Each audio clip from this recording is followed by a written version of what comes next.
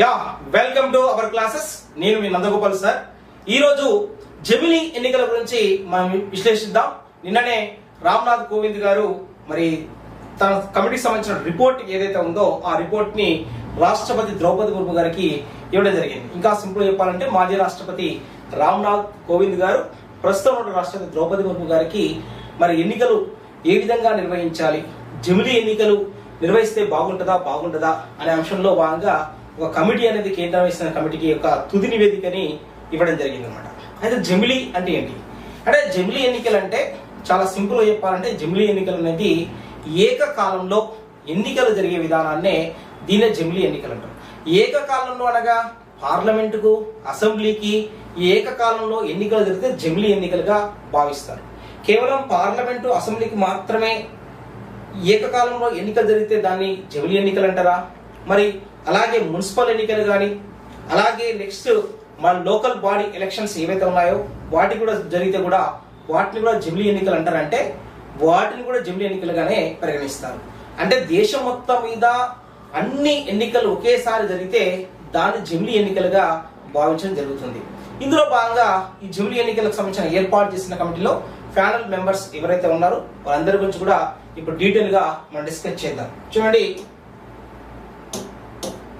ఇక్కడ జమిలీ ఎన్నికలు విశ్లేషణ సంబంధించి ఇందులో ప్యానల్ కమిటీ మెంబర్స్ ఎవరున్నారు చూడండి. ప్యానల్ కమిటీ మెంబర్స్ ఎవరున్నారంటే కేంద్ర హోంమంత్రి అమిత్ షా గారు ఉన్నారు. అలాగే ఆర్థిక సంఘం మాజీ చైర్మన్ నందకుమార్ సింగ్ గారు ఉన్నారు. అలాగే లోక్సభ మాజీ సెక్రటరీ జనరల్ సుభాష్ కశ్యప్ గారు ఉన్నారు. అలాగే రాజ్యసభలో మాజీ ప్రతిపక్ష నేతగా పనిచేసినటువంటి వ్యక్తి, ఇప్పుడు కాంగ్రెస్ నుంచి బయటకు వచ్చినటువంటి వ్యక్తి, జమ్మూ కాశ్మీర్ పార్టీకి చెందినటువంటి వ్యక్తి గులాం నబీ ఆజాద్ గారు ఉన్నారు. కేంద్ర న్యాయ మంత్రి అర్జున్ రామ్ మేఘ్వాల్ గారు ఉన్నారు. న్యాయ కోవిదుడైనటువంటి హరీష్ సాల్వే గారు వీరు కులభూషణ్ జాదవ్ గారి యొక్క తరపున పార్లమెంట్ అంతర్జాతీయ న్యాయస్థానంలో వాదించినటువంటి వ్యక్తి అనమాట. కులభూషణ్ జాదవ్ ఎవరంటే పాకిస్తాన్ లో మరణశిక్ష అనేది పడినటువంటి వ్యక్తి కులభూషణ్ జాదవ్. అతనికి ఇంకా అమలు చేయలేదు. అతని తరపున అంతర్జాతీయ న్యాయస్థానంలో సుష్మా స్వరాజ్ గారి యొక్క సూచన మేరకు వాదించినటువంటి వ్యక్తి హరీష్ సాల్వే గారు. మాజీ సివిసి సంజయ్ కొఠారి గారు వీరు మెంబర్ గా ఉన్నారండి. వీరికి అందరికి కూడా ఈ కమిటీకి మొత్తం చైర్మన్ ఎవరంటే రామ్నాథ్ కోవింద్ గారు. ఓకే, నెక్స్ట్ మనం అబ్జర్వ్ చేసినట్లయితే మరి ఈ కమిటీ ఇవ్వడం జరిగింది కదా. మరి నిజంగా జమిలీ ఎన్నికలు అనేది గతంలో ఉన్నాయా లేవా? జమిలీ ఎన్నికలకు సంబంధించిన నేపథ్యం ఏంటిది అని ఒకసారి తెలుసుకున్నట్లయితే 1951 నుంచి 1952 నుంచి 1967 వరకు అనగా 1967 అనగా చూడండి 1952లో మన ఫస్ట్ టైం ఎలక్షన్ జరిగినాయి. తర్వాత 1957లో ఎలక్షన్ జరిగినాయి. తర్వాత 1962లో ఎలక్షన్ జరిగినాయి. తర్వాత 1967లో ఎలక్షన్ జరిగినాయి. ఓవరాల్ గా 4 సార్లు మనకు 5 years ఒకసారి ఈ యొక్క పార్లమెంట్ ఎలక్షన్స్ ఏవైతే ఉన్నాయో, అసెంబ్లీ ఎలక్షన్స్ ఏవైతే ఉన్నాయో అవి జరిగినాయండి. ఇక్కడ ఏకకాలంలో దేశం మొత్తం మీద కూడా ఒకేసారి ఎన్నికలు అనేది జరిగినాయి. మరి 1951లో ఫస్ట్ టైం భారత పార్లమెంట్ కు లోక్సభ ఎన్నికలు ప్రారంభమైనాయి. పూర్తి స్థాయిలో కంప్లీట్ అయింది 1952 కాబట్టి ఎన్నికలు జరిగినటువంటి సంవత్సరం ఎప్పుడంటే భారత లోక్సభకు లేకపోతే భారత పార్లమెంట్ ఎన్నికలు జరిగిన టైం ఎప్పుడంటే 1952 గానే పరిగణిస్తారు. అయితే ఈ 1967 తర్వాత జరిగినటువంటి పరిణామాలు ఏంటంటే 1968-69లో కొన్ని రాష్ట్రాల్లో 356 ఆర్టికల్ అనేది విధించడం జరిగింది. అంటే 356 ఆర్టికల్ అంటే ఏంటి? 356 ఆర్టికల్ అంటే రాష్ట్రపతి పాలన విధించడం. ఈ రాష్ట్రపతి పాలన ఎప్పుడు విధిస్తారంటే రాష్ట్రంలో ఉన్నటువంటి పరిస్థితులు కనుక బాగలేకపోతే రాష్ట్ర గవర్నర్ కి ఆ యొక్క ప్రభుత్వం మీద విశ్వాసం లేనప్పుడు, ఆ రాష్ట్రంలో ఒక అల్లకల్లమైనటువంటి పరిస్థితులు ఉన్నప్పుడు ఖచ్చితంగా ఆ యొక్క రాష్ట్రానికి ప్రథమ పౌరుడైనటువంటి వ్యక్తి అయినటువంటి గవర్నర్ గారు సూచన మేరకు ఈ యొక్క కేంద్రం అనేది ఏం చేస్తుందంటే రాష్ట్రాల మీద 356 ఆర్టికల్ అనేది విధించడం జరుగుతుంది. అయితే జనరల్ గా 356 ఆర్టికల్ అనేది విధించడానికి ఒక పర్పస్ అనేది ఆ విధంగా ఉంటే, ప్రస్తుతం పరిస్థితి ఎలా ఉంటుందంటే కేంద్రంలో ఒక పార్టీ ఉండి రాష్ట్రంలో మరొక పార్టీ ఉన్నప్పుడు ఆటోమేటిక్ గా ఆ పార్టీలో అధికారం రావడం కోసమని ఈ యొక్క గవర్నర్ అనేటువంటి వ్యక్తిని కూడా ఆ కేంద్ర పార్టీకి సంబంధించిన వ్యక్తిని నియమించినప్పుడు ఆటోమేటిక్ గా గవర్నర్ కి ఆ యొక్క రాష్ట్రంలో ఉన్నటువంటి పార్టీకి మధ్యన విభేదాలు జరిగినప్పుడు తలెత్తినటువంటి పరిణామాల నేపథ్యంలో ఏర్పడుతున్న విషయమే 356 ఆర్టికల్ వినియోగం అనేది జరుగుతున్న పరిణామాలు. ఓకే అండి. అయితే ఇక్కడ చూడండి, ఆ విధంగా 1968-69లో కొన్ని రాష్ట్రాల అసెంబ్లీ రద్దు కావడం జరిగింది. అలాగే 1970లో కూడా లోక్సభ రద్దు కావడం జరిగింది. ఎందుకంటే 1967, 68, 69 ఈ విధంగా ఉన్నటువంటి పరిస్థితులలో మన 1970 సడన్ గా లోక్సభ రద్దు చేయడం జరిగింది. తర్వాత పార్లమెంట్ లో ఎవరు మన ఇందిరాగాంధీ గారు గెలిచాక 1971 నుంచి 77 వరకు కూడా వారు జాతీయ అత్యవసర పరిస్థితుల మధ్యలో ఇంట్రొడ్యూస్ చేసి వారే గెలవడం జరిగింది అనమాట. అంటే వారే ఉండడం జరిగింది. 1980లో ఏం చేశారంటే ఇందిరాగాంధీ గారు 1977 నుంచి 1980 వరకు మధ్యన జనతా ప్రభుత్వం ఏర్పాటైనప్పుడు 1980లో వారు ఏం చేశారంటే మరి ఖచ్చితంగా మనం దేశవ్యాప్తంగా కూడా మళ్ళొక్కసారి ఎన్నికలు నిర్వహిస్తే బాగుంటుంది అనేటువంటి ప్రతిపాదన అనేది తీసుకురావడం జరిగింది. 1980లో వచ్చిన ఆలోచన, అలాగే 1983లో కూడా రావడం జరిగింది. తర్వాత 1999లో కూడా justice BP Jeevan Reddy law commission కూడా జమిలీ ఎన్నికలు నిర్వహిస్తే బాగుంటుందని కూడా చెప్పడం జరిగింది. తర్వాత 2003లో కూడా అటల్ బిహారీ వాజ్పేయి ఎన్డీఏకి సంబంధించినటువంటి ప్రభుత్వంలో బీజేపీ పార్టీకి సంబంధించి మనకు భారతదేశంలో ప్రధానమంత్రిగా కొనసాగినటువంటి వ్యక్తి అటల్ బిహారీ వాజ్పేయి గారు. వారు కూడా అప్పుడున్నటువంటి ప్రతిపక్ష నాయకురాలు సోనియా గాంధీతో కూడా మాట్లాడి మరి ఖచ్చితంగా జమిలీ ఎన్నికలు చేస్తే చాలా బాగుంటుందని కూడా చెప్పడం జరిగింది. ఈ జమిలీ ఎన్నికలు కూడా ఆ అంశానికి కూడా సోనియా గాంధీ గారు కూడా సానుకూల వ్యక్తం చేశారు. తర్వాత 2010లో ఎల్కే అద్వానీ గారు కూడా లోక్సభకు అండ్ అసెంబ్లీ కూడా ఒకటే ఎన్నికలు ఉంటే చాలా బాగుంటుందని కూడా చెప్పడం జరిగింది. అలాగే 2010 తర్వాత 2014లో బీజేపీ పార్టీ తన యొక్క మేనిఫెస్టోలో ఈ యొక్క జమిలీ ఎన్నికలను నిర్వహిస్తానని కూడా అందులో పొందుపరచడం జరిగింది. దీని తర్వాత 2015లో రాజ్యసభకు సంబంధించినటువంటి ఎంపీ సుదర్శన్ నాచియప్పన్ కూడా ఇతను కూడా చెప్పడం జరిగింది జమిలీ ఎన్నికలు అనేది నిర్వహించాలని కూడా చెప్పారు. 2017లో నీతి ఆయోగ్ కూడా జమిలీ ఎన్నికలు నిర్వహిస్తే చాలా బాగుంటుందని సూచించడం జరిగింది. అలాగే 2018లో లా కమిషన్ కూడా మరి జమిలీ ఎన్నికలు నిర్వహించాలని ప్రతిపాదన చేయడం జరిగింది. అలాగే ఈ జమిలీ ఎన్నికలు నిర్వహించిన ప్రతిపాదన మేరకు రామ్నాథ్ కోవింద్ కమిటీ అనేది ఏర్పాటు చేయడం జరిగింది. రామ్నాథ్ కోవింద్ కమిటీ ఫైనల్ గా ఒక రిపోర్ట్ అనేది ఇవ్వడం జరిగింది.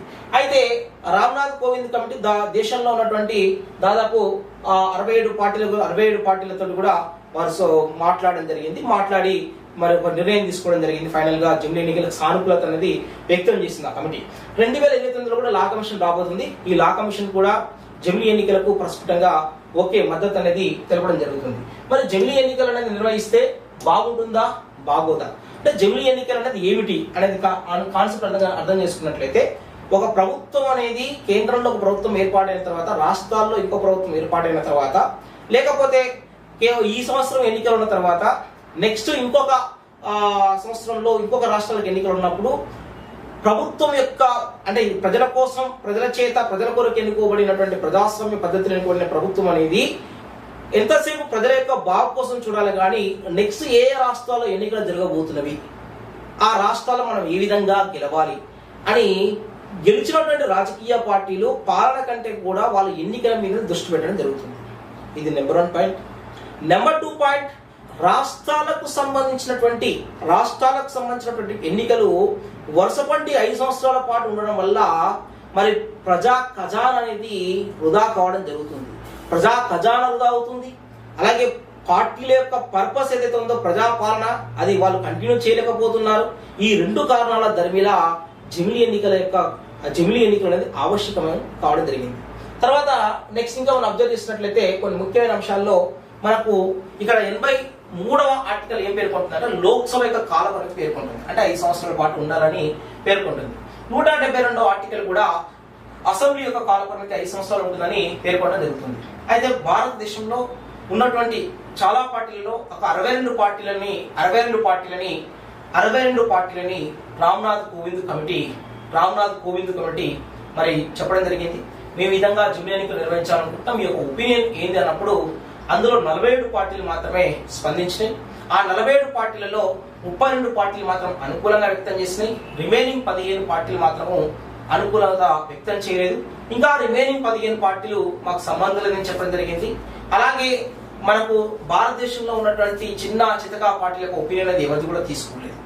అయితే ఇక్కడ ఇంకొక విషయం కూడా చెప్పాలి అంటే మనకు 324A అనే ఆర్టికల్ ద్వారా ఉపయోగించి దాన్ని ఇంట్రడ్యూస్ చేసి 243E అలాగే 243U అంటే స్థానిక సంస్థల ఎన్నికలు నగరపాలిక సంస్థల ఎన్నికల్లో ఏవైతే ఉందో వాటిని కూడా కాకుండా ఒకటేసారి ఎలక్షన్స్ కండక్ట్ చేసే విధంగా కూడా చేయాలని కూడా 324A ఆర్టికల్ ఇంట్రడ్యూస్ చేయాలని కూడా ప్లాన్ చేయడం జరుగుతుంది. మరి జమిలీ ఎన్నికలు కేవలం ఇండియాలోనే ప్రపంచంలో మొదటిసారిగా ఉండబోతున్నాయా అంటే లేదు. గతంలో ఇండియాలో ఉన్నవి, ఇండియాతో పాటుగా ఇప్పుడు కూడా కొన్ని దేశాల్లో కొనసాగుతుంది. అంటే దక్షిణాఫ్రికా, Sweden, Belgium, Germany, Japan, Indonesia, Philippines లాంటి దేశాల్లో ఇప్పటికి కూడా జమిలీ ఎన్నికలు అనేది జరుగుతున్నాయి. మరి భారతదేశం లాంటి దేశానికి జమిలీ ఎన్నికలు అనేది అవసరమా కాదా అని ఆలోచిస్తే భారతదేశంలో జమిలీ ఎన్నికలు నిర్వహించడం అనేది చాలా చాలా కష్టతరమైన విషయం. ఎందుకు అంటే కొన్ని ఛత్తీస్గఢ్ లాంటి రీసెంట్ గా జరిగినటువంటి ఎన్నికలు, ఛత్తీస్గఢ్ రాష్ట్రంలో జరిగినటువంటి ఎన్నికల్లో కూడా ఒకటే ఒక అసెంబ్లీ నియోజకవర్గమైనటువంటి అనంతనాగ్ లాంటి జమ్మూ కాశ్మీర్ లో ఉన్న అనంతనాగ్ లాంటి ప్రదేశంలో కానీ, ఛత్తీస్గఢ్ లాంటి మావోయిస్టు ప్రాబల్యం కలిగినటువంటి రాష్ట్రాలలో కానీ, అలాగే కొన్ని మావోయిస్టు ప్రభావిత లేకుంటే టెర్రరిస్టు ప్రభావిత ప్రాంతాల్లో కానీ, సమస్యాత్మకమైనటువంటి కొన్ని ప్రాంతాల్లో కానీ నిర్వహించాల్సి వచ్చినప్పుడు ఒకటేసారి నిర్వహించడం 3-4 దశలుగా నిర్వహించాల్సిన పరిస్థితి ఉంటుందండి. అంటే జనరల్ గా ఇప్పుడు 2024 జరిగేటువంటి లోక్సభ ఎన్నికలతో పాటు జరుగుతున్న కొన్ని రాష్ట్రాల్లోనే దాదాపుగా మనకి మార్చిలో ఎన్నికల కోడ్ కనుక వచ్చినట్లయితే ఈ ఎన్నికల కోడ్తో సంబంధం లేకుండా ఏప్రిల్ మే వరకు కూడా కొనసాగుతుంది. అంటే 2 నెలల పాటు ప్రవాసం జరుగుతుంది. అదే కేవలము ఈ 4 రాష్ట్రాల్లోని పరిస్థితి ఎలా ఉంటుందంటే భారతదేశంలో ఉన్నటువంటి 28 రాష్ట్రాలు అలాగే 8 కేంద్రపాలిత ప్రాంతాలు వీటన్నిటిలో కూడా ఎన్నికలు జరగాలి అన్నప్పుడు మాత్రము కూలంకషంగా చెప్పాలంటే దాదాపు ఇది ఒక 6 నెలలు 7 నెలల ప్రాసెస్ అనేది జరిగే అవకాశం ఉంటుంది. అంతేకాకుండా ఇంకా కొన్ని విషయాల గురించి మనం మాట్లాడుకుంటే జమిలీ ఎన్నికలు నిర్వహిస్తే ఏం జరుగుతుంది అనేది కూడా ఒకసారి అలా ఆలోచిస్తే చూడండి, జమిలీ ఎన్నికలు కనుక నిర్వహిస్తే రాష్ట్రంలో పరిస్థితి మంచిగా ఉన్నా లేకపోయినా ఏ కారణమైనా సరే ప్రభుత్వం కుప్పకూలిపోయినప్పుడు కొత్తగా లోక్సభ ఎన్నికలు జరపాల్సి ఉంటుంది.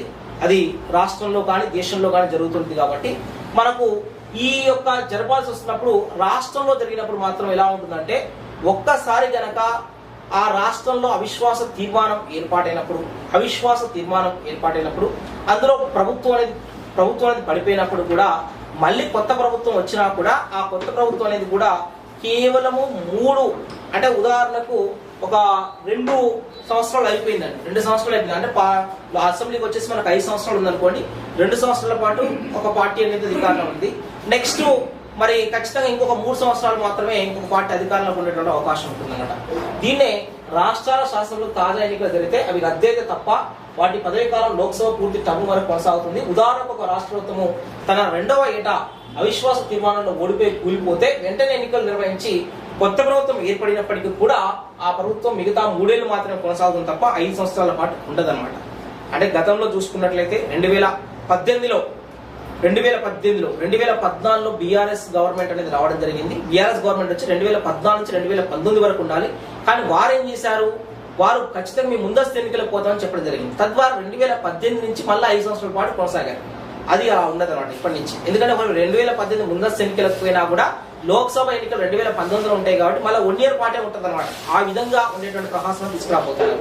ఈ మార్పుకు సంబంధించిన నియమాలు అమల్లోకి తీసుకురావడానికి రాజ్యాంగంలో 83వ అధికరణ ఏదైతే ఉందో పార్లమెంట్ ఉభయ సభల పదవీ కాలాన్ని నిర్వచిస్తుందన్నమాట. 172వ అధికరణ ఏదైతే ఉందో రాష్ట్రాల శాసనసభల పదవీ కాలానికి సంబంధించిందన్నమాట. వీటిని సవరించాల్సిన పరిస్థితి అనేది మనం జరిగింది. లోక్సభ అసెంబ్లీలో కూడా ఒకేసారి ఎన్నికలు జరిపేందుకు వీలుగా రాజ్యాంగంలో 82A అనే అధికారాన్ని కూడా చేర్చాల్సినటువంటి అవసరం ఉంటుందన్నమాట. ఇదే కాకుండా అయితే స్థానిక ఎన్నికలు కూడా రాష్ట్ర ప్రభుత్వ పరిధిలో ఉన్నందున ఆ మేరకు సవరణ చేసే అవకాశం కూడా చాలా స్పష్టంగా ఉంటుందని కూడా ఉంటుంది. దీనికి రాష్ట్రానికి అనుమతి కూడా తప్పనిసరి కావడం జరుగుతుంది అన్నమాట. మరి ఇప్పుడు ఇటువంటి పరిస్థితుల్లో మనకు ఓటర్ లిస్ట్ ఏమైనా చేంజ్ అవుతుందా అంటే ఒకే ఓటర్ జాబితాను కూడా తీసుకొచ్చే పరిస్థితి అన్నమాట. లోక్సభ సంస్థల ఎన్నికల పౌరులందరూ కూడా ఒకే ఓటర్ జాబితా, ఓటర్ గుర్తింపు కార్డు ఉండాలనేది కూడా ఇక్కడ చెప్పడం జరుగుతుంది. అలాగే స్థానిక ఎన్నికలు నిర్వహించే రాష్ట్రాల ఎన్నికల కమిషనర్తో కూడా సంప్రదింపులు జరిపి భారత ఎన్నికల సంఘం అనేది మనకు తయారు చేయాలని కూడా చెప్పడం జరుగుతుంది. ఇందుకోసం 325 ఆర్టికల్ ఏదైతే ఉందో దాన్ని సవరించాలని కూడా ఇందులో చాలా ప్రస్ఫుటంగా ఈ కమిటీ అనేది నివేదించడం జరిగింది. ఇదే కాకుండా ఏకకాలంలో అన్ని ఎన్నికలు జరిపే విధానం పునరుద్ధరణకు చట్టబద్ధమైన యంత్రాంగాన్ని అలాగే వ్యవస్థ ప్రభుత్వం అనేది ఖచ్చితంగా రూపొందించాలి. ఎందుకంటే ప్రస్తుతం ఉన్నటువంటి సెంట్రల్ ఎలక్షన్ కమిషన్ కానీ అలాగే స్టేట్ లో ఉన్నటువంటి ఈ యొక్క స్టేట్ ఎలక్షన్ కమిషన్ కాకుండా ఈ యొక్క కమిషన్ యొక్క సభ్యులనే కాకుండా కమిషన్ సంబంధించినటువంటి అధికారులను కూడా విస్తృతంగా ఏర్పాటు చేయాల్సిన అవసరం కూడా ఉంటుందండి. అంతేకాకుండా 82A అధికారాన్ని తీసుకొచ్చిన తర్వాత ఏర్పడిన అసెంబ్లీల పదవి కాలం లోక్సభ పదవి కాలంతోనే ముగుస్తాయి. అంటే 2024 జూన్లో ఈ అధికారణ చేరిస్తే, ఒకవేళ ఈ అధికారణ చేరిస్తే తర్వాత ఏ రాష్ట్ర అసెంబ్లీ ఎన్నికలు ఎప్పుడు జరిగినా కూడా వాటి యొక్క రాష్ట్రాల అసెంబ్లీ యొక్క గడువు అనేది 2029 లోక్సభ ఎన్నికలు జరిగేంత మాత్రమే ఉంటుంది. తర్వాత 2029 లోక్సభ ఎన్నికలతో పాటుగానే ఆ రాష్ట్రాల ఎన్నికలు మళ్ళీ జరుగుతాయి అన్నమాట. అంటే ఉదాహరణకు 2028లో ఏదైనా ఒక రాష్ట్రానికి ఎన్నికలు జరిగినట్లయితే ఆ రాష్ట్రం యొక్క ప్రభుత్వం యొక్క గడువు కేవలం 1 సంవత్సరం మాత్రమే ఉంటుంది, అంతే తప్ప మళ్ళీ 5 సంవత్సరాల పాటు ఉంటుంది అన్నమాట. ఇది ఇక్కడ చెప్పడం జరుగుతుంది అన్నమాట. దీని తర్వాత నెక్స్ట్ మనం ఆలోచించినట్లయితే ఇక్కడ సార్వత్రిక ఎన్నికల తర్వాత జరిగే తొలి పార్లమెంటు సమావేశంలో కూడా ఈ చర్చ చేయాలని చెప్పడం జరుగుతుంది. దానికి సంబంధించినటువంటి 82Aని చేర్చేందుకు రాష్ట్రపతి నోటిఫికేషన్ అనేది జారీ చేయాలి. ఈ నోటిఫికేషన్ తేదీని అపాయింట్మెంట్ డేగా పరిగణిస్తారు. అపాయింట్మెంట్ డే అంటే ఇక్కడ అబ్జర్వ్ చేయాల్సినటువంటి విషయం 82A అనేటువంటి ఒక ఆర్టికల్ 82A అనే ఆర్టికల్ అనేది చేర్చిన తర్వాత అది ఏ రోజైతే ఓకే అవుతుందో ఆ రోజుని అపాయింట్మెంట్ డేగా, అంటే ఆ రోజు నుంచి 5 years వరకు మనం పరిగణన తీసుకోవాలన్నమాట. తర్వాత నెక్స్ట్ 82A ప్రకారం సార్వత్రిక ఎన్నికల సమయంలో ఏ అసెంబ్లీకి అయినా ఎన్నికలను నిర్వహించలేకపోతే ఆ అసెంబ్లీ ఎన్నికలను తర్వాతి తేదీలో నిర్వహించాలని ఎన్నికల కమిషన్ రాష్ట్రపతికి సిఫారసు చేయొచ్చు అనేది కూడా ఇక్కడ చాలా స్పష్టంగా చెప్పడం జరుగుతుంది అన్నమాట. దీని తర్వాత అసలు నిజంగా ఈ చర్చ అనేది ఏ విధంగా జరిగింది, ఎన్ని రోజులు జరుగుతుంది, ఎంత మంది దీని మీద కూర్చున్నారు అని మాట్లాడుకుంటే 191 రోజుల విస్తృత సంప్రదింపులు అనేది జరిగినాయి. రామ్నాథ్ కోవింద్ కమిటీ యొక్క నేతృత్వంలో 2023 సెప్టెంబర్ 2న కోవింద్ సారథ్యంలోని ప్యానెల్ ఏర్పాటైంది. నాటి నుంచి 191 రోజుల పాటు నిర్విరామంగా వీళ్ళు చర్చించడం జరిగింది. రాజ్యాంగ స్ఫూర్తితో కూడా సిఫారసు చేసింది. చాలా తక్కువ రాజ్యాంగ సవరణ చేసే విధంగా, అంటే దాదాపు 18 సవరణలు చేస్తే చాలని కూడా చెప్పడం జరిగింది. కాగా తమకు మొత్తం 21,558 అంటే 21,558 యొక్క ప్రతిస్పందనలు కూడా వచ్చినాయి, అంటే రెస్పాన్స్ కూడా వచ్చినాయి. వాటిలో 80% మంది కూడా, అంటే మెజారిటీ వాళ్ళందరూ కూడా లోక్సభ అసెంబ్లీ ఎన్నికలు ఒకటేసారి జరిగితే చాలా బాగుంటుందని జమిలీ ఎన్నికలకు అనుకూలంగా చెప్పడం జరిగింది. నెక్స్ట్ దీని తర్వాత సమర్థన ఏంటిది, అభ్యంతరం ఏంటి? సంప్రదింపుల సందర్భంగా ఒకే దేశం ఒకే ఎన్నిక అనే విధానాన్ని ఎవరెవరు సమర్థించారు, ఎవరు వ్యతిరేకించారో ప్యానెల్ తన నివేదికలో పేర్కొన్నది. ఈ విధానాన్ని 4 సుప్రీంకోర్టు మాజీ ప్రధాన న్యాయమూర్తులు సమర్థించారని తెలిపింది. జస్టిస్ దీపక్ మిశ్రా గాని, జస్టిస్ రంజన్ గగోయ్ గాని, అలాగే జస్టిస్ శరద్ అరవింద్ బాబ్డే గాని, అలాగే జస్టిస్ యుయు లలిత్ గాని లిఖితపూర్వకంగా తమ అభిప్రాయాలని కోవింద్ కమిటీకి తెలపడం జరిగింది. కానీ హైకోర్టులో మాజీ ప్రధాన న్యాయమూర్తులు 9 మంది కూడా ఈ విధానం వల్ల ప్రయోజనాలు ప్రస్తుతించగా 3 హైకోర్టులకు సంబంధించినటువంటి మాజీ సీజేలు మాత్రము గట్టిగా వ్యతిరేకించారు. తమ అభ్యంతరాలను ప్యానెల్కి నివేదించడం జరిగింది.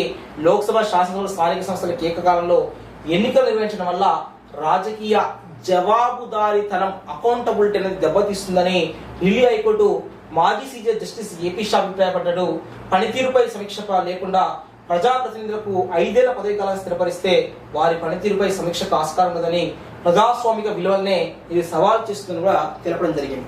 అంటే జమిలీ ఎన్నికలు నిర్వహించడం వల్ల ఒకసారి గనక ప్రభుత్వం అధికారంలోకి వచ్చిన తర్వాత వాటి యొక్క గడువు 5 సంవత్సరాల పాటు ఉంటుంది కాబట్టి మధ్యలో ఎటువంటి ఎన్నికలు ఉండవు. కాబట్టి వారు ఆ 5 సంవత్సరాల కాలంలో ఏమి చేసినా కూడా ఏమీ కాదు. ఎందుకంటే వారికి ఏ రాష్ట్రంలో ఎన్నికలు ఉండవు, అలాగే ఎక్కడ ఏ మండలంలో కానీ, ఏ పట్టణంలో కానీ, ఏ నగరంలో కానీ వాళ్ళకి ఎన్నికలు ఉండవు. కాబట్టి ప్రజల యొక్క ప్రతిస్పందన ఏమిటి అనే విషయం వాళ్ళకు తెలియదు. కాబట్టి వాళ్ళు ఒంటెత్తు పోకడలకు పోయే అవకాశం ఉంటుందనేది కూడా ఇక్కడ జమిలీ ఎన్నికల వల్ల ఒక ముఖ్యమైనటువంటి అంశం అన్నమాట. అంటే ఇక్కడ గుర్తుపెట్టుకోవాల్సిన విషయం ఏంటంటే, ఒక రాష్ట్రంలో ఎన్నికలు అయిపోయిన తర్వాత నెక్స్ట్ ఇంకొక రాష్ట్రంలో ఎన్నికలు జరగబోతుంటాయి. కాబట్టి ఈ ఎన్నికలలో మనం గెలిచినంత మాత్రాన మనం గొప్ప కాదు, నెక్స్ట్ ఎన్నికల్లో కూడా మనం గెలవాలి. అంటే ఇప్పుడు ఈ రాష్ట్రంలో మన పరిపాలన బాగుండాలని వాళ్ళు ఈ నెక్స్ట్ జరిగేటువంటి ఎన్నికలని వాళ్ళు పార్టీ వాళ్ళు రెఫరెండం లాగా భావించి ప్రస్తుతం ఉన్నటువంటి రాష్ట్రంలో ఎన్నికైనప్పుడు ఆ రాష్ట్రంలో కానీ కేంద్రంలో కానీ ఏర్పాటైనప్పుడు వారు ఖచ్చితంగా మంచి పాలన కొనసాగించే అవకాశం ఉంటుంది. కానీ అటువంటి రెఫరెండం లేకుండా వాళ్ళు ఒక్కసారి కనుక ఎన్నికైతే 5 సంవత్సరాల పాటు వాళ్ళే ఉంటారు. కాబట్టి ప్రజాస్వామ్యం యొక్క తీర్పు కానీ ప్రజాస్వామ్యం యొక్క అంశాలు కానీ 5 సంవత్సరాల పాటు అబాసు పాలు అయ్యే అవకాశం ఉంటుందని కూడా కొంతమంది చెప్పడం జరుగుతుంది.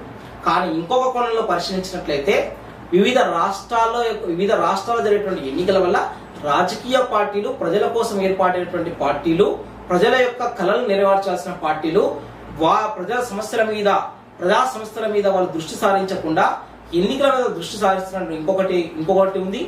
అంతేకాకుండా మరి ఈ యొక్క ప్రజాధనం ఎన్నికల ఖర్చు కూడా వృధా అవుతున్నది ఇంకో రెండో అంశం కూడా ఉండడం జరిగింది. అయితే జమిలీ ఎన్నికలు అనేది ఇది ప్రాంతీయ పార్టీలకు చాలా శరాఘాతంగా ఉంటుంది. ప్రాంతీయ పార్టీల మనుగడ అనేది కోల్పోతుంది. జాతీయ పార్టీలు అనేది ఎవరైతే ఉన్నారో ఒక జమ్మూ అండ్ కాశ్మీర్ నుంచి తమిళనాడు వరకు, గుజరాత్ నుంచి అరుణాచల్ ప్రదేశ్ వరకు వీరు ఏకకాలంలో ప్రచారం చేయడం వల్ల ఆటోమేటిక్ గా జాతీయ పార్టీలకు అనుకూలంగా ఉంటుంది, కానీ ప్రాంతీయ పార్టీలకు అనుకూలంగా ఉండదు. దేశం ఒకవైపు ఊగుతున్నప్పుడు ఒక ప్రాంతంలో సంబంధించిన ప్రాంతీయ పార్టీలకు అటువైపు జనాలు ఆకర్షణ అనేది తక్కువ అవుతుందని కూడా ఉన్న ప్రధాన అజెండా అన్నమాట. దీని తర్వాత నెక్స్ట్ ఒక దేశం ఒకే ఎన్నిక ఆలోచన ప్రజాస్వామ్య విలువలకు అనుగుణంగా లేదని కలకత్తా హైకోర్టు మాజీ సీజే అయినటువంటి జస్టిస్ గిరీష్ చంద్ర గుప్తా కూడా అన్నారు. ఈ పద్ధతి భారత సమాఖ్య స్వరూపాన్ని అంటే ఫెడరల్ సిస్టాన్ని ఇది దెబ్బతీస్తుందని కూడా చెప్పడం జరిగింది. అలాగే మద్రాస్ హైకోర్టు మాజీ ప్రధాన న్యాయమూర్తి జస్టిస్ సంజీవ్ బెనర్జీ స్పష్టం చేశారు. తరచూ మధ్యంతర ఎన్నికల వల్ల ప్రజలు తమకు నచ్చిన ప్రభుత్వాన్ని ఎన్నుకునే అవకాశం కల్పిస్తుందన్నారు. అయితే అవినీతిని, అసమర్థతను ఎదుర్కొనేందుకు ప్రభుత్వ నిధులతో ఎన్నికలు నిర్వహించేలా సంస్కరణ తీసుకురావడం బాగుంటుందని కూడా చెప్పడం జరుగుతుంది. ఆయన ప్యానెల్ సంప్రదించిన 4 భారత ఎన్నికల మాజీ ప్రధాన కమిషనర్లు కూడా ఏకకాలంలో ఎన్నికల వైపు మొగ్గు చూపారు. ప్రస్తుతం మాజీ రాష్ట్ర ఎన్నికల కమిషనర్లో 7 సైతం కూడా దీన్ని సమర్థించారు, అంటే జమిలీ ఎన్నికల వైపు సమర్థించారు. ఇది కూడా మనం అర్థం చేసుకోవాల్సిన అంశం అన్నమాట. అయితే దీని తర్వాత నెక్స్ట్ మనం ఆలోచించినట్లయితే అసలు ఈ విధానం జమిలీ ఎన్నికల విధానం గురించి జపాన్ అండ్ జర్మన్లో ఉన్నటువంటి విధానం చాలా బాగుందని కూడా సుభాష్ కశ్యప్ చెప్పడం జరిగింది. ఈయన ప్యానెల్ కమిటీ యొక్క మెంబర్ అనమాట. ఇతను ఏమన్నంటే జర్మన్ విధానం చాలా బాగుందండి, ఎందుకంటే జర్మనీ పార్లమెంట్ లో బుండెస్టాగ్ అండ్ బుండెస్టాగ్ అనేటువంటి 2 విధానాలు ఉంటాయి. ఈ బుండెస్టాగ్ అనేది అప్పర్ పార్లమెంట్ గా మనం పేర్కొంటాం, బుండెస్టాగ్ అనేది ఒక లోయర్ పార్లమెంట్ కి మనం పేర్కొంటాం. ఈ బుండెస్టాగ్ కు ఛాన్సలర్ ని ప్రభుత్వం అనేది బుండెస్టాగ్ అనేది ఛాన్సలర్ ని ఎన్నుకుంటుంది. జర్మనీ ప్రభుత్వంలో వారే కీలక నేత అనమాట. ఆయన లేకుండా ఆమెపై విపక్షాల అవిశ్వాస తీర్మానం తెస్తే అదే బ్యాలెట్ పై ప్రత్యామ్నాయ ఛాన్సలర్ కూడా తమ అభ్యర్థిని ఎవరో సూచించాల్సి ఉంటుందని కూడా అక్కడ తెలపడం జరుగుతుంది. దాని ఆధారంగానే దేశాధ్యక్షుడు ఛాన్సలర్ ని నియమిస్తాడు. జపాన్ లో కూడా ప్రధానమంత్రిని పార్లమెంట్ నియమిస్తుంది, తర్వాత చక్రవర్తి ఆమోదిస్తాడు. ఈ 2 విధానాల్లో ఒకటి అనుసరించాలని, దీనివల్ల దేశానికి మేలు జరుగుతుందని కూడా కశ్యప్ సూచించినట్టు నివేదిక తెలపడం జరిగింది. అంటే ఇక్కడ మనం ప్రధానమంత్రిని ఎన్నుకున్న విధానాన్ని కూడా ఇక్కడ మనం జర్మనీ ఛాన్సలర్ అంటే ఇక్కడ ప్రైమ్ మినిస్టర్ గా మనం పేర్కొనొచ్చు. సో ప్రధానమంత్రి బాధ్యత కూడా పార్లమెంట్ మీద ఉంటుందని కూడా ఇక్కడ ఈ విధానం తెలపడం జరుగుతుంది అన్నమాట. దీని తర్వాత నెక్స్ట్ 7 దేశాల విధానాలను కూడా అధ్యయనం చేశారు ఈ అంశంపై. అందులో భాగంగా కోవింద్ ప్యానెల్ దక్షిణాఫ్రికా, Germany, Sweden, Belgium, Indonesia, Japan, Philippines వంటి దేశాలను కూడా అధ్యయనం చేసి వాళ్ళ యొక్క ఎన్నికల విధానాన్ని కూడా అధ్యయనం చేసి దక్షిణాఫ్రికాలో జాతీయ అసెంబ్లీ ప్రావిన్షియల్ అంటే ప్రాంతీయ అసెంబ్లీలకు పౌరులు ఏకకాలంలో ఓటేస్తారు. అయితే ఈ దేశంలో మున్సిపల్ ఎన్నికలు మాత్రము విడిగా జరుగుతాయి. అంటే రాష్ట్రాలకు అసెంబ్లీలకు సంబంధించి ఎన్నికలు ఏకకాలంలో జరుగుతాయి, కానీ ఆ రాష్ట్రాలకు సంబంధించిన మున్సిపల్ ఎన్నికలు మాత్రము వేరుగా జరుగుతున్నాయి. అదే స్వీడన్ లో దామాష్ ఎలక్టోరల్ వ్యవస్థ అనేది అమల్లో ఉంది. పార్లమెంట్ లో అంటే Sweden parliament Riksdag county council, municipal council మాత్రము ఏకకాలంలో ఎన్నికలు జరుగుతాయని కూడా ఇక్కడ తెలపడం జరిగింది. అంటే లోకల్ బాడీ ఎలక్షన్స్ ఏకకాలంలో జరుగుతాయని తెలపడం జరిగింది. వివిధ రాజకీయ పార్టీలకు వచ్చిన ఓట్ల శాతం ఆధారంగా వాటికి పార్లమెంటు మండలంలో సీట్లు కేటాయిస్తారు. ఈ ఎన్నికలు మాత్రము ప్రతి 4 ఏళ్లకు సెప్టెంబర్ 2వ ఆదివారం జరుగుతాయి. మున్సిపల్ కౌన్సిల్కి మాత్రం ప్రతి 5 ఏళ్లకు ఒకసారి సెప్టెంబర్ 2వ ఆదివారం రోజే నిర్వహిస్తారని కూడా ఇక్కడ మనకు పేర్కొనడం జరిగింది. అయితే దేశంలో ఏకకాలం ఎన్నిక జరగాలన్న ప్రతిపాదనలు గతంలో పలు నివేదికల అధ్యయనాల్లో వెలుగు చూశాయని ప్యానెల్ అనేది తెలపడం జరిగింది. ఓవరాల్ గా జమిలీ ఎన్నికల మీద అందరూ కూడా ఓకే అని చెప్పడం జరుగుతుంది. దీని తర్వాత నెక్స్ట్ కనుక ఒకసారి ఆలోచించినట్లయితే నెక్స్ట్ ఏ రాష్ట్రాల్లో ఇప్పుడు ఎన్నికలు జరుగుతాయని చూస్తే 2024లో అరుణాచల్ ప్రదేశ్, అలాగే సిక్కిం, ఒడిషా, హర్యానా, మహారాష్ట్ర, ఆంధ్రప్రదేశ్ ఇటువంటి రాష్ట్రాలు ఎన్నికలు జరగబోతుంటే 2025లో జార్ఖండ్, బీహార్, ఢిల్లీ జరగబోతున్నాయి. 2026లో పశ్చిమ బెంగాల్, తమిళనాడు, అస్సాం, కేరళ, పుదుచ్చేరి జరగబోతున్నాయి.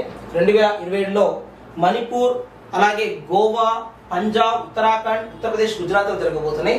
అలాగే 2028లో మాత్రము చిన్న రాష్ట్రాల్లో ఎక్కువ జరుగుతున్నాయండి. అందులో మేఘాలయ, నాగాలాండ్, త్రిపుర ఉన్నాయి. దాంతో పాటుగా హిమాచల్ ప్రదేశ్, కర్ణాటక, తెలంగాణ, మిజోరాం, మధ్యప్రదేశ్, ఛత్తీస్గఢ్, రాజస్థాన్ లాంటి కొన్ని పెద్ద రాష్ట్రాలు కూడా ఇందులో కనిపిస్తుంది. ఒకవేళ ఈ జమిలీ ఎన్నికలకు కేంద్రం కనుక ఓకే అనుకుంటే నెక్స్ట్ గవర్నమెంట్ కనుక వచ్చినప్పుడు ఆటోమేటిక్ గా పార్లమెంటు దానికి అనుకూలంగా నిర్ణయం తీసుకుంటే మాత్రం 82 ఇయర్ నిబంధన చేస్తే మాత్రము ఈ సంవత్సరంలో ఎంపికైనటువంటి, ఈ సంవత్సరంలో పార్లమెంట్, ఈ సంవత్సరంలో అసెంబ్లీకి ఎన్నిక జరిగినటువంటి ఈ రాష్ట్రాలకు పదవీ కాలం 5 సంవత్సరాల పాటు ఉంటుంది. వీటికి మాత్రం 4 సంవత్సరాలే ఉంటుంది. వీటికి మాత్రం 3 సంవత్సరాలే ఉంటుంది. వీటికి మాత్రం 2 సంవత్సరాలే ఉంటుంది. వీటికి మాత్రం 1 సంవత్సరమే ఉంటుంది. తర్వాత 2029లో మాత్రం అన్ని రాష్ట్రాలకు ఒకటేసారి ఎన్నికలు జరిగితే ఒకటేసారి ఎన్నికలు జరిగి 5 సంవత్సరాల పాటు వాళ్ళ యొక్క పరిపాలన అనేది కొనసాగుతుంది. ఓవరాల్ గా జమిలీ ఎన్నికలపై మన ఒపీనియన్ మీద ఉంటే జమిలీ ఎన్నికలు అనేది నిజంగా దేశానికి చాలా అవసరం. కానీ భారతదేశంలో ఉన్నటువంటి మానవ వనరులు అనేది కాకుండా జమిలీ ఎన్నికల నిర్వహణకు సంబంధించిన మానవ వనరులే కాకుండా జమిలీ ఎన్నికల కంటే ముందుగాల భారతదేశ జనాభాను కూడా పరిగణన తీసుకోవాలి. దక్షిణాఫ్రికా లాంటి దేశాలు, ఫిలిప్పీన్స్ లాంటి దేశాలు, జపాన్ లాంటి దేశాలు, అమెరికా లాంటి దేశాలు, ఈ దేశాలన్నీ కూడా చిన్న దేశాలు.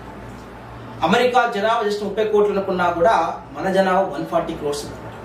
140 కోట్ల మందికి ఏకకాలంలో ఎన్నికలు జరగడం అంటే ఇది మామూలు విషయం కాదు. దీనికి సంబంధించిన మానవ వనరుల గురించి ఫస్ట్ పరిశీలన వ్యక్తం చేయాలి. ఒకవేళ నిర్వహించాలి అనుకుంటే, నెంబర్ 2 నిర్వహించాలి అనుకుంటే ప్రాంతీయ పార్టీలకు, రాష్ట్రాలలో ఉన్నటువంటి పార్టీలకు, ఆ పార్టీలకు వాళ్ళకు సంబంధించి వాళ్ళ యొక్క అంశాలని, వాళ్ళకు ఉన్నటువంటి అనుమానాల్ని ఖచ్చితంగా పార్లమెంటు అంటే కేంద్ర ప్రభుత్వము ఖచ్చితంగా నివృత్తి చేయాల్సిన అవసరం ఉంటుంది. ఎందుకంటే ఈ సంవత్సరంలో ఎన్నికైనటువంటి, ఈ సంవత్సరంలో కొలువు తీరినటువంటి కొత్త ప్రభుత్వం, ఈ సంవత్సరంలో కొలువు తీరినటువంటి కొత్త ప్రభుత్వము ఎన్ని సంవత్సరాలు ఉంటుంది? జస్ట్ ఓన్లీ 1 ఇయర్ మాత్రమే ఉంటుంది. అంటే వాళ్ళు ఇంకొక 4 ఇయర్స్ అనే దాన్ని త్యాగం చేయాల్సిన పరిస్థితి ఉంటుంది అనమాట. కాబట్టి వీళ్ళకు ఉన్నటువంటి అనుమానాలు తొలగించాలి. వీళ్ళకు 2 సంవత్సరాలు వీళ్ళకున్న అనుమానాలు తొలగించాలి. కాబట్టి రాష్ట్రాలకు ఒపీనియన్ చాలా ఇంపార్టెంట్ అనమాట. కాబట్టి రాష్ట్రాల ఒపీనియన్ పరిగణించి దాన్ని కూడా పరిశీలన తీసుకోవాలి. ఇది మూడవ అంశం.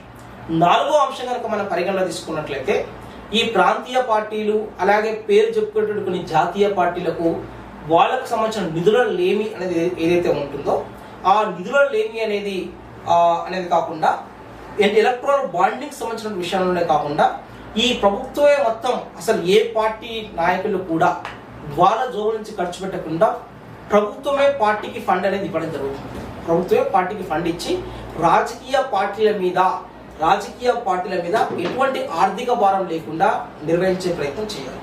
ఇది 4వ అంశంగా మనం పరిగణన తీసుకుంటాం. అలాగైతే జమిలీ ఎన్నికలు అనేది నిర్వహిస్తే చాలా బాగుంటుంది. అయితే దీని తర్వాత జమిలీ ఎన్నికలు నిర్వహిస్తే వచ్చే నష్టం ఏంటి అనేది ఒకసారి ఆలోచిస్తే, జమిలీ ఎన్నికలు కనుక నిర్వహిస్తే వచ్చే నష్టం ఏంటంటే అది అధికారంలోకి వచ్చినటువంటి పార్టీ ఏదైతే ప్రజలకు హామీలు కనుక ఇస్తుందో ఆ హామీలు అనేది 5 సంవత్సరాల కాలంలో నెరవేర్చాల్సిన అవసరం ఉంటుంది.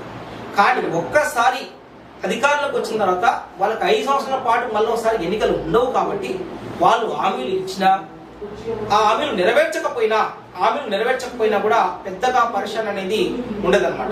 ఖచ్చితంగా వారు ఎటువంటి నిర్ణయమైనా తీసుకునే అవకాశం ఉంటుంది. ప్రజలకు ఉపయోగపడే నిర్ణయాలు తీసుకోవచ్చు. ప్రజలకు ఒక విషయం చెప్పి ఇంకొక విషయాన్ని కూడా వాళ్ళు చేసేటువంటి అవకాశం కూడా ఉండడం జరుగుతుంది. తర్వాత నెక్స్ట్ ఈ రాష్ట్ర పార్టీలకు ఎన్నికల్లో గెలిచినటువంటి పార్టీలు ఏవైతే ఉన్నాయో ఆ పార్టీలు తీసుకున్న నిర్ణయాల వల్ల 5 సంవత్సరాల పాటు ప్రజలు ఇబ్బంది పడాల్సిన అవసరం ఉంటుంది, లేకుంటే సంతోషపడాల్సినటువంటి అవసరం కూడా ఉంటుంది. ఎందుకంటే ఒక మంచి నిర్ణయాలు కనుక తీసుకుంటే. అయితే ఇది రాజకీయ పార్టీలకు ఒక విధంగా చెప్పాలంటే చాలా మంచి విషయం అన్నమాట. ఎందుకంటే ప్రతిసారి ఆ రాష్ట్రంలో ఈ రాష్ట్రంలో జరిగేటటువంటి ఎన్నికలకు డబ్బులు ఖర్చు పెట్టడం బదులు అలాగే ఒకేసారి ఖర్చు పెడితే అయిపోతుంది ఒకటి. తర్వాత నెంబర్ 1.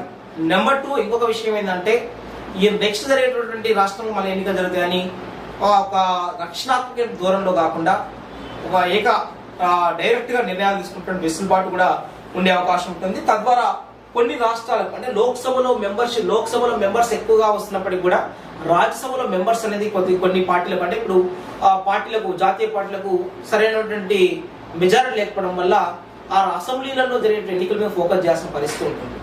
కాబట్టి ఇక్కడ మనం పరిగణన తీసుకోవాల్సిన విషయం ఏంటంటే ఈ లోక్సభలో రాజ్యసభలో రెండు కూడా మంచి మిశ్రమైన ఫలితాలు వస్తాయి కాబట్టి అప్పుడు ప్రజలకు వీటి మీద ఒక నమ్మకం అనేది ఉంటుందా ఉండదా అనేది పెద్ద క్వశ్చన్ మార్క్ అన్నమాట. అయితే దీంతో పాటుగా ఆర్టీఆర్ కూడా ఇంట్రొడ్యూస్ చేసి బెటర్ గా చెప్పొచ్చు. ఆర్టీఆర్ అంటే రైట్ టు రికాల్ అనేది ఏంటంటే ఏదైతే ప్రభుత్వం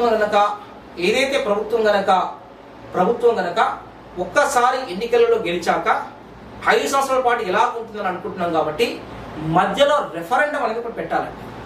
రెఫరెండం కనుక పెట్టినట్లయితే ఆ రెఫరెండంలో ప్రజలకు అనుగుణంగా ప్రభుత్వం కనుక లేకపోయినట్లయితే ఖచ్చితంగా ఆ ప్రభుత్వాన్ని మధ్యలోనే కూల్చి మళ్ళీ ఇంకో ప్రభుత్వాన్ని ఏర్పాటు చేసి ఆ ప్రభుత్వాన్ని కూడా 2029లో కనుక ఎన్నికలు జరిగితే 2034 నెక్స్ట్ జరుగుతాయి కాబట్టి 2029లో గెలిచినటువంటి ప్రభుత్వం అనేది ఒకవేళ ప్రజలకు అనుగుణంగా లేకపోయినట్లయితే 2030లో మళ్ళీ ఒకసారి రెఫరెండం కండక్ట్ చేసినప్పుడు మళ్ళీ 2030లో ఇంకో గవర్నమెంట్ ఎంచుకొని దాని యొక్క పరిధి కూడా 2034 వరకే ఉంచాల్సినటువంటి అవసరంగా ఉంటే చాలా బాగుంటుంది. ఏదేమైనా పెద్దలు రామ్నాథ్ కోవింద్ కమిటీ గారు నిర్ణయం ఏదైతే ఉందో ఆ కమిటీ నిర్ణయం అనేది ఒక రకంగా చెప్పాలి అంటే ఒక సాహసోపేతమైనటువంటి నిర్ణయం. జమిలీ ఎన్నికలు అనేది మన భారతదేశ భౌగోళిక పరిస్థితులు బట్టి భారతదేశంలో ఉన్నటువంటి విభిన్న మతాలు, విభిన్న జాతులు, విభిన్న ప్రాంతాల యొక్క ఆచార వ్యవహారాలు ఇవన్నీ కూడా నేపథ్యంలో జమిలీ ఎన్నికలు మరి నిర్వహించడం అనేది ఎంతవరకు సఫలీకృతమైందో చూడాల్సిన అవసరం ఉంటుంది. మరి ఈ అంశాలని మీరు అవసరమైతే గ్రూప్ 1 లాంటి పోటీ పరీక్షలు కూడా వ్యాసం రూపం రాసుకోవచ్చు. అలాగే గ్రూప్ 2 లాంటి పరీక్షల్లో కానీ, అలాగే డిఎస్సి లాంటి పరీక్షల్లో కానీ, అలాగే డిఎస్సి లాంటి పరీక్షల్లో కానీ, అలాగే నెక్స్ట్ గ్రూప్ 3 లాంటి పరీక్షల్లో కానీ, ఇక పోలీస్ కానిస్టేబుల్ కానీ, ఎస్ఎస్సి కానీ, ఆర్ఆర్బి లాంటి పరీక్షల్లో కానీ ఏ పరీక్షలైనా కూడా మీకు అద్భుతంగా